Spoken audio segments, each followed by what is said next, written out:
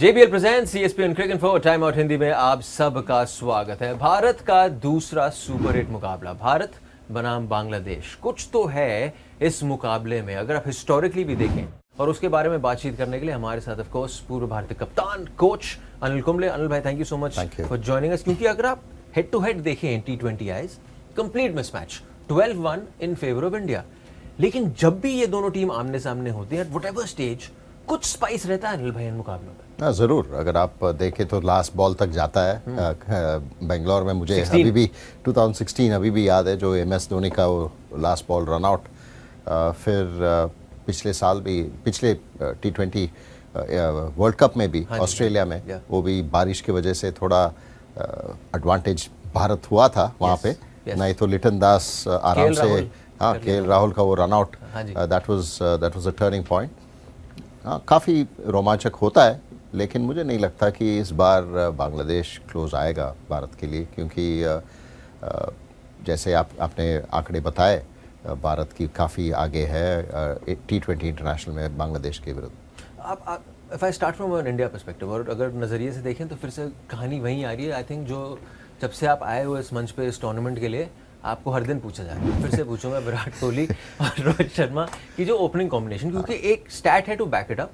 In the last 10 T20 internationals Bharat के पास एक भी 50+ ओपनिंग स्कोर नहीं आया है। और मैं ये नहीं कह रहा कि सिर्फ वो दोनों है, बट इन अ फॉर्मेट जहाँ पे कहते हैं इतना कुछ निर्भर करता है आपके टॉप 3 पर, कब तक चलता रहेगा ऐसे? मैं तो ये सोच रहा हूँ। नहीं, ज़रूर दोनों क्लास प्लेयर है। हमको हम तो पता है कि दोनों क्लास प्लेयर है, लेकिन उनकी फॉर्म काफ़ी अच्छी नज़र नहीं आ रही है, तो इसलिए और स्कोर्स नहीं आ रहा है। मुझे नहीं लगता कि ज़्यादा देर ऐसे ही चलता रहेगा, क्योंकि दोनों, जैसे मैंने बताया, क्लास प्लेयर्स है और उनको पता है कि कैसे वो बदलाए। शायद भारत के लिए अच्छा होगा कि वो चेस करें। अगर चेस करेंगे तो फिर टारगेट रहेगा आपके सामने, तो फिर ओपनिंग पार्टनरशिप का कैसे वो 6 ओवर में कैसे खेलना है, तो वो समझ में आ जाएगा। मुझे नहीं लगता, मुझे क्या लग रहा है कि पहले जब भारत बैटिंग करती है तो थोड़ा वो शायद ज़्यादा इंटेंट दिखा रहे हैं, क्योंकि रिसोर्सेज यूज़ करना है, जितना रन बन सकता है उतना अच्छा है, तो इसकी वजह से थोड़ा इंटेंट ज़्यादा ही लगता है। और पिच को थोड़ा मुद्दे में देखते हुए वो खेल सकते हैं। लेकिन मुझे लगता है कि जब फॉर्म आने के लिए उनके लिए बेहतर होगा कि वो चेस करें। एज अ कोच अनिल भाई, एंड ये तो आपने टैक्टिकली स्पीकिंग आपने बोला, बट एज अ कोच से आप एक सेटअप चला रहे हैं, आपके पास ये दो ऐसे बड़े नामी ग्रामी खिलाड़ी हैं, and you taken a decision, बड़ा कॉल आपने लिया कि इनके साथ ही ओपन करेंगे और नहीं चल रहा। एज अ कोच आप चाहते हैं कि वो एटमोसफियर में बिल्कुल भी बातचीत ना हो कि ये नहीं चला तो क्या होगा। करेक्ट, क्योंकि जीत रहे हैं, तो ऐसा नहीं है कि मुश्किल हो रहा है जीतने को, लेकिन बाकी सारे बैट्समैन अच्छे खेल रहे हैं। ऋषभ पंत हो या सूर्य कुमार यादव हो, शिवम दुबे भी अच्छे खेले हैं। फिर हार्दिक पांड्या का फॉर्म में आना अच्छा है, अक्षर पटेल अच्छे खेले हैं। तो ये नहीं कि भारत स्ट्रगल कर रहा है। शुरुआत न्यूयॉर्क में काफ़ी मुश्किलें थी, क्योंकि वहाँ पे सरफेस भी वैसा था। आपने सही कहा, बातचीत नहीं होना चाहिए टीम के माहौल में, और कोई रास्ता होना ही नहीं चाहिए। नहीं, यही शायद बात करना होगा कि चलिए आप पार्टनरशिप 15 बॉल की देखिए, क्योंकि 15 बॉल में अगर आप सही खेलेंगे तो फिर 20 तो आएगा ही। तो उसके बाद आराम से खुल के खेल सकते हैं। तो अभी मुझे नहीं लगता कि वो ऐसे सोच रहे हैं। वो सोच रहे हैं जब पहला बैटिंग आता है तो फिर पहली बॉल से ही मैं थोड़ा दबाव अपोजिशन के ऊपर रखूं, तो उसमें पिच की वजह से और शायद ज़्यादा ईगरनेस की वजह से आउट हो रहा है। तो मेरा यही मानना है कि अगर वो 15 बॉल की पार्टनरशिप भी देखते हैं तो फिर वहाँ से आराम से आपको खेलने का मौका मिलेगा। बांग्लादेश की नज़रिए से अगर मैं तंजिद हूँ एंड तस्किन हूँ, मुस्तफिजुर हूँ, हम तीनों कह रहे हैं कि जी इससे बेहतर मौका नहीं मिलेगा टू मेक अर्ली इनरोड्स उस भारतीय सेटअप। एब्सोल्युटली, क्योंकि तंजिद तो बहुत बढ़िया डाल रहे हैं, न्यू बॉल में काफ़ी विकेटें ले रहे हैं, और मुस्तफिजुर भी अच्छा डाल रहा है। तस्किन का थोड़ा फॉर्म पिछले मैच में थोड़ा नहीं रहा ऑस्ट्रेलिया के साथ, लेकिन हाँ, अगर बांग्लादेश का फास्ट बॉलर्स हूँ तो ये अच्छा मौका है, क्योंकि दोनों ऐसा नहीं कि वो थोड़ा सर्कमस्पेक्ट है, पता नहीं है कि मैं जाके खेलूं, मार के खेलूं या थोड़ा रुक के खेलूं, स्पेशली अगर भारत पहले बैटिंग करेगा तो आपको मौका है 2 विकेट चटकाना। और लेफ्ट आर्म सीमर्स को फिर से, रोहित शर्मा पिछले मैच में भी फजल को आउट हुए थे, तो अगर आप मुस्तफिज़िर है तो फिर आपको मौका है एक और बार आउट करने का, तो कॉन्फिडेंस रहेगा बांग्लादेश बॉलर्स को, specially in the situation that Indian opening batsman आ रहे हैं। जो उनके एक और गेंदबाज हैं रिशाद, जो कि लेग स्पिनर हैं, बहुत इंप्रेसिव रहे हैं इस पूरे प्रतियोगिता में। यू सपोज अनिल भाई ये अब उनका असली टेस्ट है भारतीय मिडिल ऑर्डर के। ज़रूर टेस्ट तो होगा ही, लेकिन बहुत इम्प्रेस्ड हूँ मैं रिशाद के बॉलिंग पे, क्योंकि वो थोड़ा लंबे कद की है और तेज़ भी डालते हैं और अच्छा बाउंस मिलता है।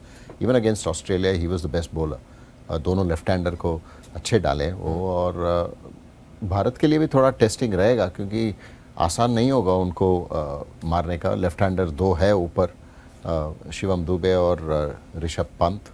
राइट हैंडर के लिए आसान नहीं होगा, क्योंकि वो अच्छे टप्पा उनका अच्छा है और घूमता भी है थोड़ा। तो टेस्ट रहेगा ज़रूर उनके लिए, क्योंकि ज़्यादा दबाव बांग्लादेश बॉलर्स के ऊपर रहेगा भारत के विरुद्ध। लेकिन एक अच्छा चैलेंज भी होगा यंगस्टर के लिए, रिशाद के लिए, कि ये भारत की अगेंस्ट अगर आप अच्छे डालते हैं तो फिर और कॉन्फिडेंस बढ़ जाता है। अगर भारत जब गेंदबाजी कर रहा है, अक्षर पटेल अभी भी आपके वही गेंदबाज हैं जो पावर प्ले में डालेंगे, क्योंकि आपके पास 3 स्पिन गेंदबाज हैं? मुझे नहीं लगता कि अगर कंडीशंस अच्छे हो तो फिर 3 स्पिनर के साथ खेलें या सिराज को, मोहम्मद सिराज को दोबारा लेके आएँ। जैसा भी हो, 3-3 आपके पास है, 3 फास्ट बॉलर भी है, हार्दिक पांड्या है जो ओपन भी कर सकते हैं बॉलिंग या बाद में भी डाल सकते हैं। तो ये टेम्पलेट तो अच्छा रहेगा भारत का कि 3-3 रहेगा, तो फिर आपको दोनों की ऑप्शंस रहेगी। और अगर 3 स्पिनर के साथ खेलेंगे, अक्षर पटेल ही होंगे जो पहले 6 ओवर में पावर प्ले में डालेंगे, क्योंकि मुझे नहीं लगता कि जडेजा को रोहित शर्मा लेके आएंगे या कुलदीप यादव को भी पावर प्ले में लेके आएंगे। क्योंकि आपने उस तरफ इशारा किया था कि अगर आप 2 स्पिनर्स के साथ जाएंगे तो फिर आपके या कुलदीप बाहर बैठेंगे, क्योंकि पुरानी आपकी जो कॉम्बिनेशन थी 2 स्पिनर्स वाली, वो अक्षर और जडेजा थी, या कुलदीप अंदर रहेंगे और अक्षर और जडेजा में से एक? देखिए, अगर आप सिर्फ बॉलिंग की बात करें तो फिर कुलदीप ज़रूर है, लेकिन भारत का जो टेम्पलेट रहा है कि वो डीप लेके जाएं बैटिंग, अपने 8 तक बैटिंग रहना ज़रूरी है। जब उस टेम्पलेट के साथ आप जा रहे हो मैच में, तो मुझे नहीं लगता कि वो जडेजा को छोड़ेंगे या अक्षर को छोड़ेंगे, क्योंकि दोनों रहते ही आप 8 तक बैटिंग का सोच सकते हैं। क्योंकि अगर एक स्पिनर को निकाल के कुलदीप को रखेंगे और सिराज को लेके आएंगे तो फिर आपका बैटिंग ऑर्डर नंबर 7 पे रुक जाएगा। उसके बाद तो कुलदीप है, उसके बाद शायद हर्षदीप है, हर्षदीप का प्रमोशन भी हुआ है। तो मुझे नहीं लगता कि भारत इस टेम्पलेट से चेंज करने वाले हैं।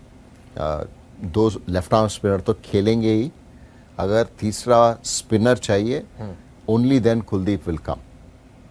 अगर उनको लगता है कि मोहम्मद सिराज की अपॉर्चुनिटी है इस पिच में बांग्लादेश के विरुद्ध, फिर कुलदीप ही जाएंगे और सिराज आएंगे। इंटरेस्टिंग सर, बैलेंस के चलते है, वो जो बैलेंस क्रिएट करने के लिए कभी कभी जो सबसे बेहतरीन गेंदबाजी कर रहा है वो भी फिट नहीं आता।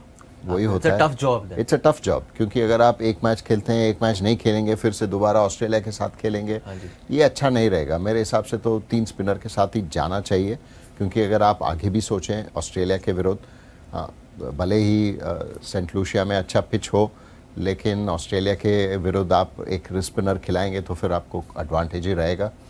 तो मुझे लगता है कि कुलदीप ही खेले, क्योंकि एक मैच खेले हैं, थोड़ा नर्वस थे, काफ़ी समय के बाद खेल रहे थे, एक नो बॉल उनके साथ भी हुआ था, लेकिन वो जो 2 विकेट मिला, कॉन्फिडेंस है।